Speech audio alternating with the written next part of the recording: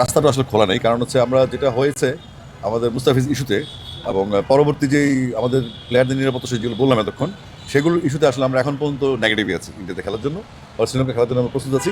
তো সেক্ষেত্রে যে উদ্ভূত পরিস্থিতি হবে যদি আমাদের ইন্ডিয়াতে খেলতে, তাহলে হয়তো আমরা ওয়াক ওভারের দিকে যাব। এখন পর্যন্ত আমরা আইসিসির কোনো রিপ্লাই পাইনি অফিসিয়ালি, আর ভার্বাল কথা বলে লাভ নেই। আর আমরা সিদ্ধান্ত নিয়েছি আমরা ইন্ডিয়ায় খেলতে যাব না আমাদের সিকিউরিটি রিজনে, কারণ এখানে আমাদের মিডিয়া, আমাদের সাপোর্টার্স, আমাদের অর্গানাইজার্স এবং তাদের ফ্যামিলি আছে। তাদের বড় একজন প্লেয়ারের সিকিউরিটি এত সমস্যা হলে এত লোকের সিকিউরিটি কীভাবে দিব আমরা?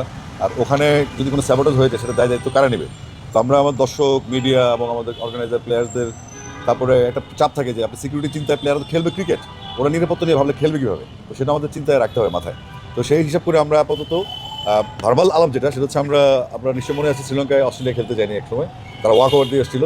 তো আমরা ওইরকম কোনো অপ্রীতিকর ব্যবস্থা চাচ্ছি না। আমরা চাচ্ছি যে আইসিসি একটা সলিউশনে আসুক এবং আমরা যেহেতু ভেন্যু শ্রীলঙ্কা এবং ইন্ডিয়া, আমরা তাহলে শ্রীলঙ্কায় ফেভার করতে চাচ্ছি। আসিফ ভাই, আইসিসির সাথে আপনারা একটা ইমেল করেছেন, ইমেলের আনসারটা মানে কবে নাগাদ পেতে পারেন?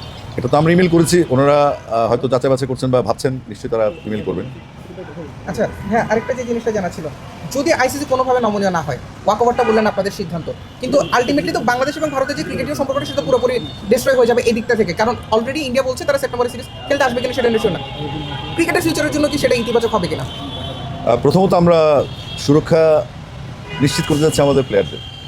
তো এটার সমাধান আগে হোক, আমাদের এই টি-20 ওয়ার্ল্ড কাপটা যাক, এবং টি-20 ওয়ার্ল্ড কাপের সামনে কী সিদ্ধান্ত আসে, আমরা কী সিদ্ধান্ত নেই আমাদের টিম নিয়ে, সেটার উপর ডিপেন্ড করে আমরা আসলে ফিউচারটা ভাববো। আমরা এখন পর্যন্ত কোনো ওমেন সিরিজ বা কোনো ট্যুরের ব্যাপারে কোনো সিদ্ধান্ত আমরা নিই এবং কারো কোনো সিদ্ধান্ত আমরা পাইনি।